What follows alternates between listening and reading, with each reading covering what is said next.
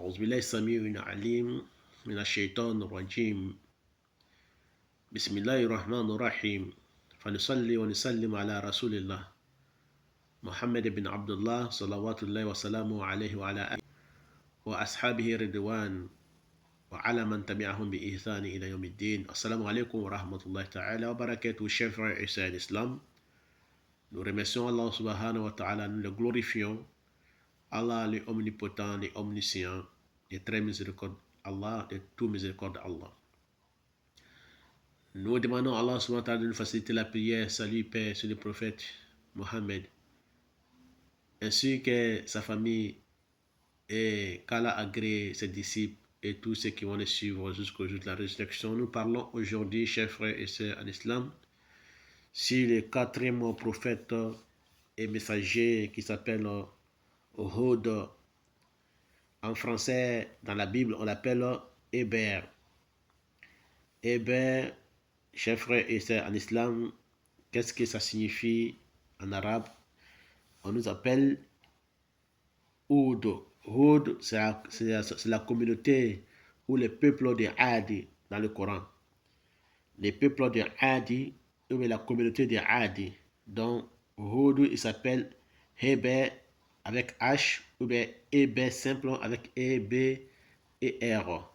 Donc, voilà, ça c'est le prophète Hud dans le Coran et prophète Héber dans la Bible.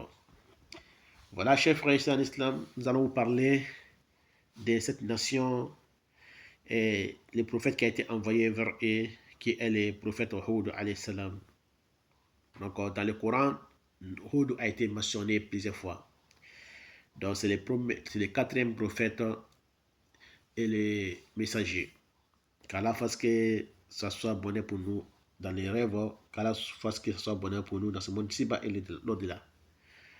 Voilà, chers frères et sœurs en islam, celui qui voit Hud alayhi salam dans les rêves, ça veut dire que la personne enfantera, il aura des enfants.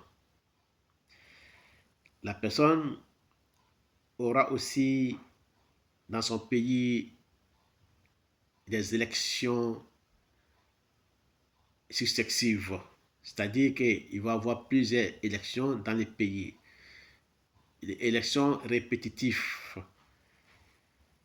Donc, chers frères et sœurs en islam, si la personne dans un pays où il n'y a pas d'attente, il y a mésentente entre les politiciens ou les gouvernements, il aura des élections successives, répétitives.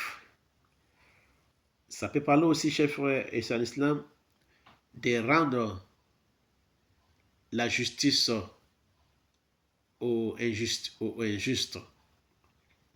Les gens qui ont été injustes, qui ont été victimes de l'injustice, les gens qui ont été victimes de l'injustice, on leur rendra leur justice. On leur rendra leur justice. Ils auront leur justice remis à leur main propre.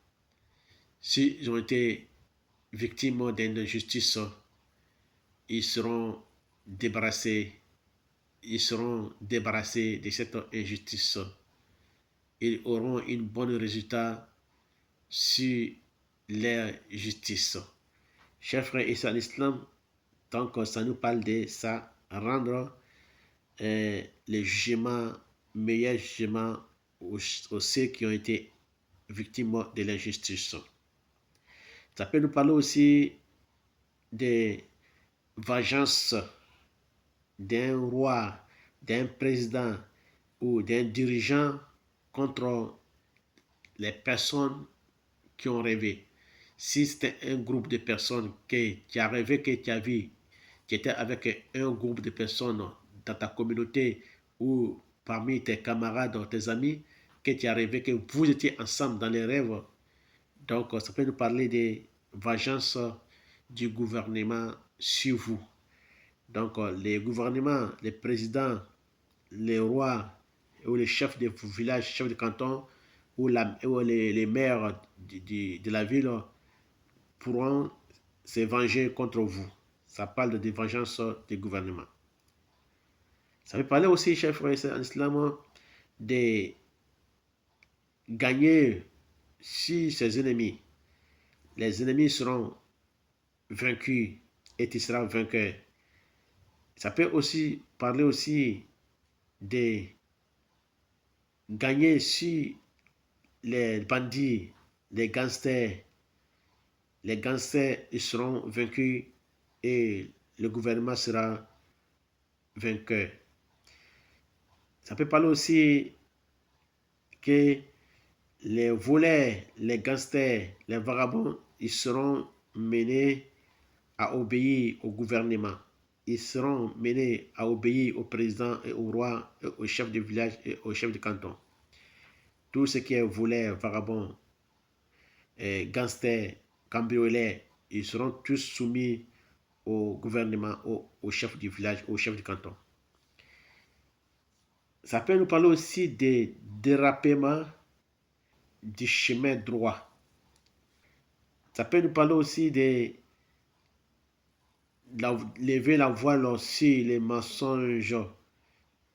Tout le monde verront les mensonges déclarés et la vérité triomphera.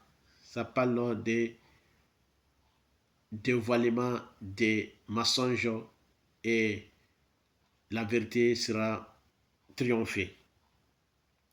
Et celui qui voit, qui est en train de marcher avec Hud alayhi salam, ça parle de sa chance dans un concours, ça parle de sa chance dans un concours, dans un examen. Ça peut parler aussi de sa réussite dans un événement qui lui était stressant. Il ne sera pas stressé, il sera gagnant, il sera vainqueur. Et il sera élevé de haut grade, des échelons dans ce qu'il fait comme travail ou dans les commerces. Il sera débarrassé de toute pauvreté et de toute tromperie. Donc voilà, chers frères et sœurs en islam, le Hud alayhi salam, prophète Hud alayhi salam, l'interprétation est beaucoup vaste. Donc voilà ce que nous avons pu trouver avec notre patience, avec ce que Allah nous a facilité comme la science. C'était Hud alayhi salam, qu'Allah fasse que nous soyons les musulmans pieux et sincères, qu'Allah fasse que nous soyons les musulmans dans ce monde de Siba et qu'Allah fasse que nous soyons les croyants des jours de la résurrection.